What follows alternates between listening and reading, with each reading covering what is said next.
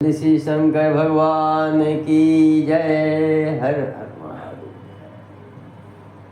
ऋषि माता पार्वती की जय। श्री जानकीपति राजा रामचंद्र की जय।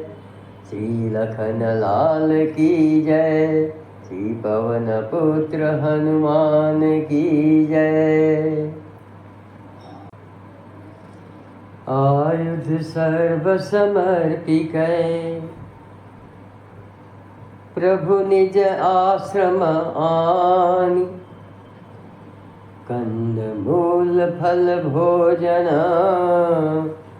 दिन भगति हित जान। सियावर रामचंद्र शंकर जी उमा। जय जय श्री सीताराम जी हरि। जय श्री हनुमान जी की चरण परी। तु प्रात कहा मुनि सन रघुराई। निर्भय यज्ञ करहु तुम जाई। होम करन लागे मुनि झारी। आप रहे मख की रखवारी। सुनि मारीच निशाचर कोही। लय सहाय धावा मुनि द्रोही। बिनु हर बान राम तेहि मारा। सत जो जन गा सागर पारा। पावक सर सुबाहु पुनि मारा। अनुज निशाचर कटकु संहारा।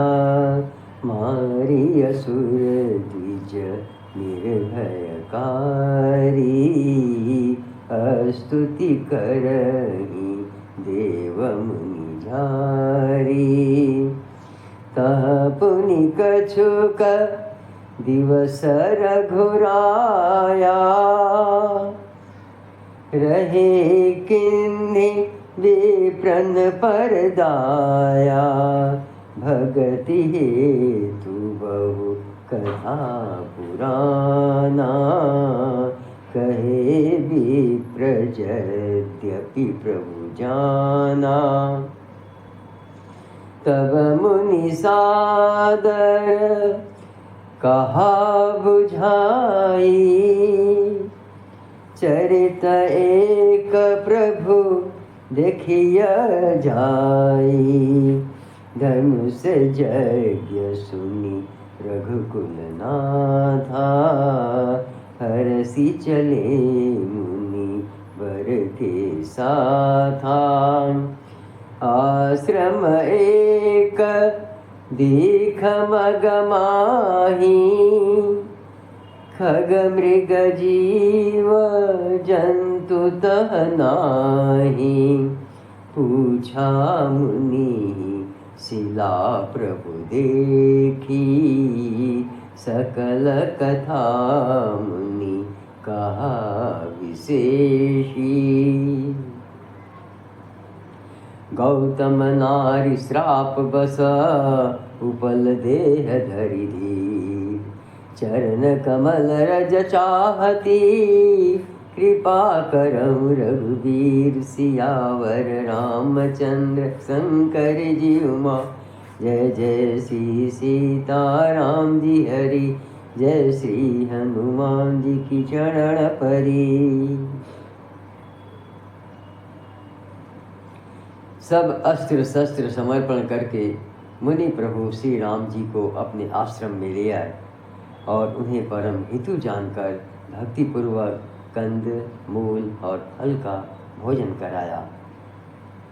सवेरे श्री रघुनाथ जी ने मुनि से कहा, आप जाकर निडर होकर यज्ञ कीजिए। यह सुनकर सब मुनि हवन करने लगे। आप श्री राम जी यज्ञ की रखवाली पर रहे। यह समाचार सुनकर मुनियों का शत्रु क्रोधी राक्षस मारीच अपने सहायकों को लेकर दौड़ा। श्री राम जी ने बिना फल वाला बाण उसको मारा, जिससे वह 100 योजन के विस्तार वाले समुद्र के पार जा गिरा। फिर सुबाहु को अग्नि बाण मारा। इधर छोटे भाई लक्ष्मण जी ने राक्षसों की सेना का संहार कर डाला। इस प्रकार श्री राम जी ने राक्षसों को मारकर ब्राह्मणों को निर्भय कर दिया। तब सारे देवता और मुनि स्तुति करने लगे।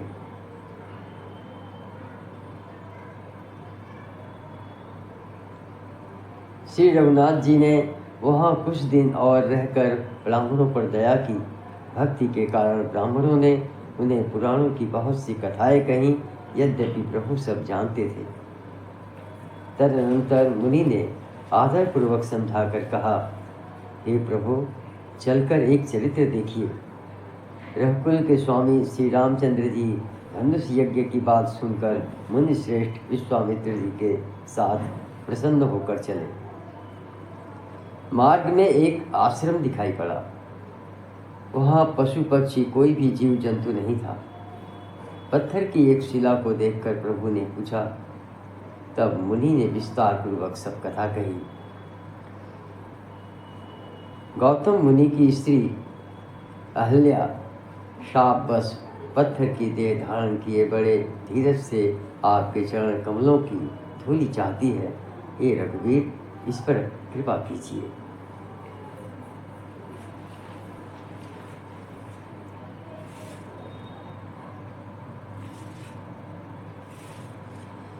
पर सत पद पावन शोक न सावन, प्रगट भई तप पुंज सही। देखत रघुनायक जन सुखदायक, सन्मुख होई कर जोरी रही। अति प्रेमय धीरा पुलक शरीरा, मुख नहीं आवई बचन कही। अतिशय बड़ भागी चरण निलागी, जुगल नयन जलधार बही। धीरज मन खिन्ना प्रभु कहूँ चिन्हा, रघुपति कृपा भगति पाई। अति निर्मल बानी स्तुति ठानी, ज्ञान गम्य जय रघुराई। मैं नारिय पावन प्रभु जग पावन, रावण रिपुजन सुखदाई। राजीव बिलोचन भव भय मोचन, पाहि पाहि शरणहि आई। मुनि श्राप जो दिन्हा अति भल किन्हा, परम अनुग्रह मैं माना। देखे भरी लोचन हरि भव मोचन, इह लाभ शंकर जाना। विनती प्रभु मोरी मैं मति भोरी, नाथ न मागऊँ बरयाना। पद कमल परागा रस अनुरागा, मम मन मधुप करे पाना। जेहि पद सुर सरिता परम पुनीता, प्रगट भई शिव शीस धरी। सोई पद पंकज जेहि पूजत अज, मम सिर धरे कृपाल हरि। एहि भांति सिधारी गौतम नारी, बार बार हरि चरण परी। जो अति मन भावा सो बरु पावा, गयपति लोक आनंद भरी। अस प्रभु दीन बंधु हरि, कारण रहित दयाल। तुलसीदास सठ तेहि भजू, छाड़ी कपट जंजाल। सियावर रामचंद्र शंकर जी उमा, जय जय श्री सीताराम जी हरि, जय श्री हनुमान जी की चरण परी।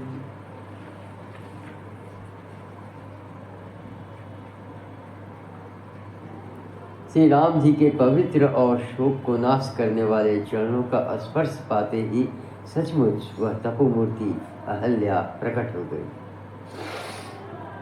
भक्तों को सुख देने वाले श्री रघुनाथ जी को देखकर वह हाथ जोड़कर सामने खड़ी रह गई। अत्यंत प्रेम के कारण वह अधीर हो गई। उसका शरीर पुलकित हो उठा, मुख से वचन कहने में नहीं आते थे। वह अत्यंत बड़भागिनी अहल्या प्रभु के चरणों से लिपट गई और उसके दोनों नेत्रों से जल, प्रेम और आनंद के आंसुओं की धारा बहने लगी। फिर उसने मन में धीरज धरकर प्रभु को पहचाना और श्री रघुनाथ जी की कृपा से भक्ति प्राप्त की। तब अत्यंत निर्मल वाणी से उसने इस प्रकार स्तुति प्रारंभ की। हे ज्ञान से जानने योग्य श्री रघुनाथ जी, आपकी जय हो। मैं सहज ही अपवित्र स्त्री हूँ, और हे प्रभु, आप जगत को पवित्र करने वाले, भक्तों को सुख देने वाले और रावण के शत्रु।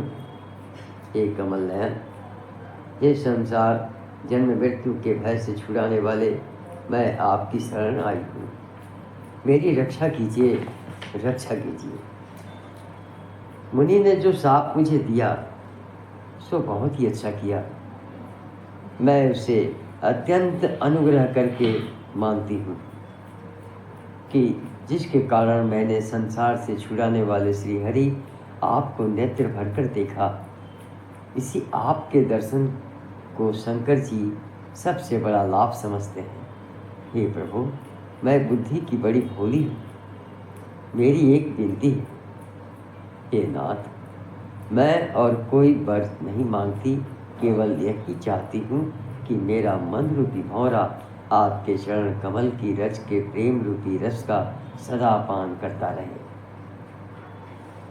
जिन चरणों से परम पवित्र देव नदी गंगा जी प्रकट हुई, जिन्हें शिव जी ने सिर पर धारण किया, और जिन चरण कमलों को ब्रह्मा जी पूजते हैं, कृपालु हरि आपने उन्हीं को मेरे सिर पर रखा।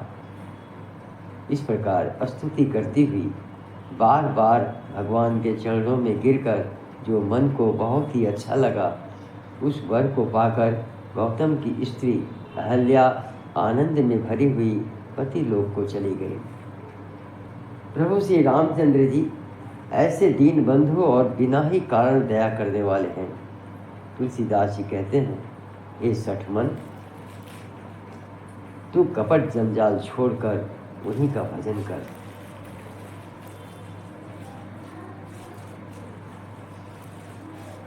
तो चले राम लक्ष्मण मुनि संगा, गए जहाँ जग पावनी गंगा। गाधि सुनु सब कथा सुनाई, जेहि प्रकार सुर सरी मही आई। तब प्रभुर सिंह समेत नहाए, विविध दान मही देव निपाए। हरसि चले मुनि वृंद सहाया, देग देह नगर नियराया। पुर रम्यता राम जब देखी, हरसे अनुज समेत विशेषी। बापी कूप सरित सरनाना, सलिल सुधा सम मुनि सोपाना। गुंजत मंजुमत रस भृंगा, कुजत कल बहु बरन बिहंगा। बरन बरन बिक से बन जाता, त्रिविध समीर सदा सुखदाता। सुमन बाटिका बाग बना, विपुल विहंग निवास। फूलत फलत सुपल्लवत, सोहत पुर चहुबास। सियावर रामचंद्र शंकर जी उमा, जय जय श्री सीताराम जी हरि, जय श्री हनुमान जी की चरण परी।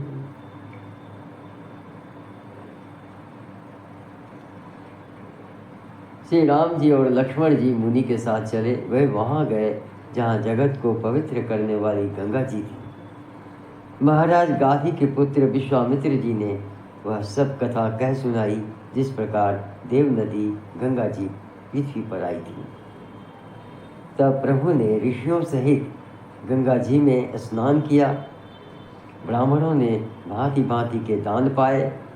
फिर मुनि वृंद के साथ वे प्रसन्न होकर चले और शीघ्र ही जनकपुर के निकट पहुंच गए। श्री राम जी ने जब जनकपुर की शोभा देखी, तब वे छोटे भाई लक्ष्मण सहित अत्यंत हर्षित हुए। वहाँ उन्होंने अनेकों बावलियाँ, कुएं, नदी और तालाब हैं, जिनमें अमृत के समान जल है और मणियों की सीढ़ियाँ बनी हुई हैं। मकरंद रस से मतवाले होकर भौरे सुंदर गुंजार कर रहे हैं। रंग बिरंगे बहुत से पक्षी मधुर शब्द कर रहे हैं। रंग रंग के कमल खिले हैं। सदा सब ऋतुओं में सुख देने वाला शीतल मंद सुगंध पवन बह रहा है। पुष्प वाटिका, फुलवारी, बाग और वन, जिनमें बहुत से पक्षियों का निवास है, फूलते फलते और सुंदर पत्तों से लदे हुए नगर के चारों ओर सुशोभित हैं। बनई न जाई, बनई न बरनत नगर निकाई, जहाँ जाई मन तहीं लोभाई। चारु बजारु विचित्र अंबारी, मणिमय विधि जनु स्वकर संवारी। धनिक बनिक बर घन दसमाना, बैठे सकल वस्तु लय नाना। चौहट सुंदर गली सुहाई, संतत रही सुगंध सिंचाई। मंगलमय मंदिर सबके रे, चित्रित जनुरति नाथ चितेरे।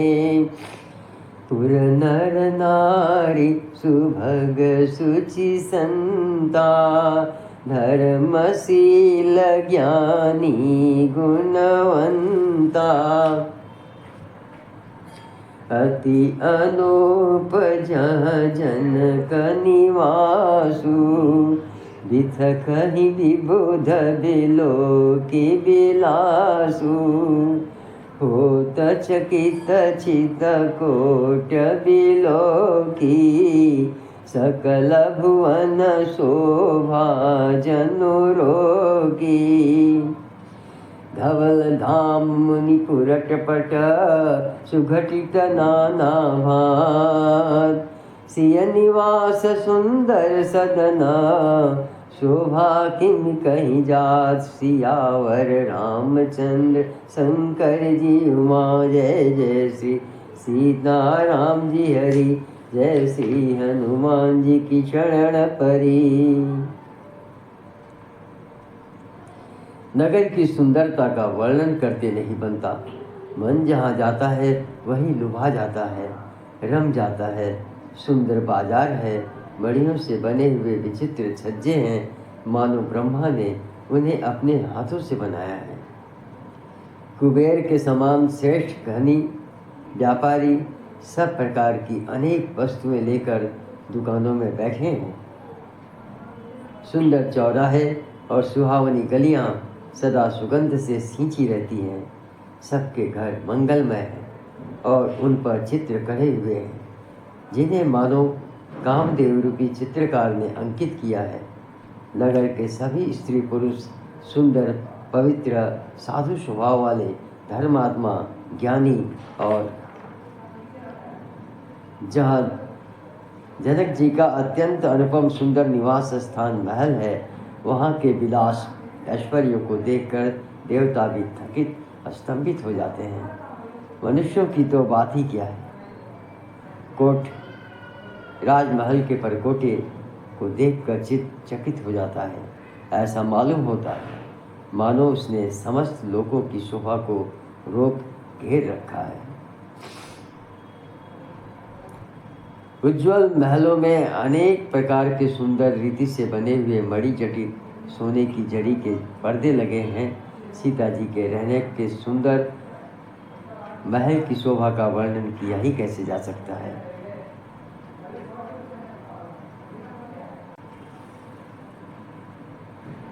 नगर की सुंदरता का वर्णन करते नहीं बनता। मन जहाँ जाता है वहीं लुभा जाता है। सुभग द्वार सब खुली सकपाटा, भूप भीर नट मागध भाटा।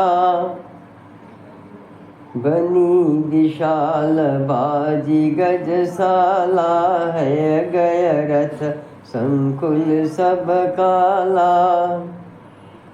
शूर सचिव सेनप बहु तेरे, नृप गृह सरिस बसदन सब केरे। पुरबाहिर सर सरित समीपा, उतरे जहाँ तहाँ विपुल महीपा। देखे अनूप एक अवराई, सब सुपास सब भांति सुहाई। कौशिक कहे मोर मनुमाना, यहाँ रही रघुवीर सुजाना। भले ही नाथ कह कृपा निकेता, उतरे तह मुनि वृंद समेता। विश्वामित्र महामुनि आए, समाचार मिथिलापति पाए।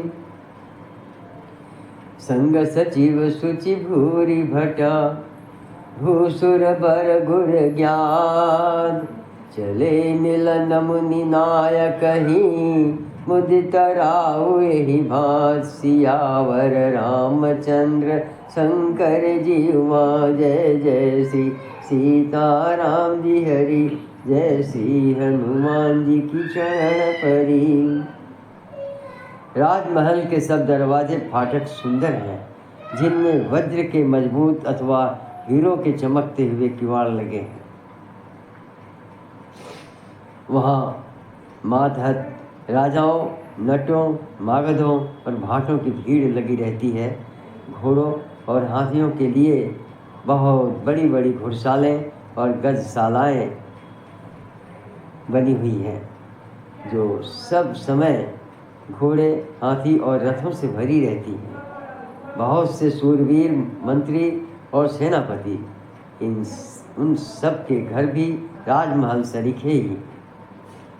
नगर के बाहर तालाब और नदी के निकट जहाँ तहाँ बहुत से राजा लोग उतरे हुए डेरा डाले हुए हैं।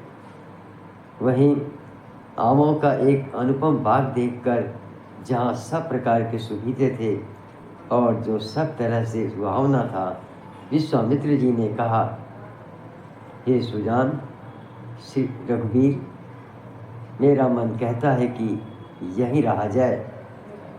कृपा के धाम श्री रामचंद्र जी ने बहुत अच्छा स्वामी कहकर वहीं मुनियों के समूह के साथ ठहर गए। मिथिलापति जनक जी ने जब यह समाचार पाया कि महामुनि विश्वामित्र आए हैं, तब उन्होंने पवित्र हृदय के ईमानदार स्वामी भक्त मंत्री, बहुत से योद्धा, श्रेष्ठ ब्राह्मण, गुरु सदानंद जी और अपने जाति के श्रेष्ठ लोगों को साथ लिया और इस प्रकार प्रसन्नता के साथ राजा मुनियों के साथ मुनियों के स्वामी विश्वामित्र जी से मिलने चले। तुलसी शंकर भगवान की जय, श्री माता पार्वती की जय, श्री जानकीपति राजा रामचंद्र की जय, श्री लखन लाल की जय, श्री पवन पुत्र हनुमान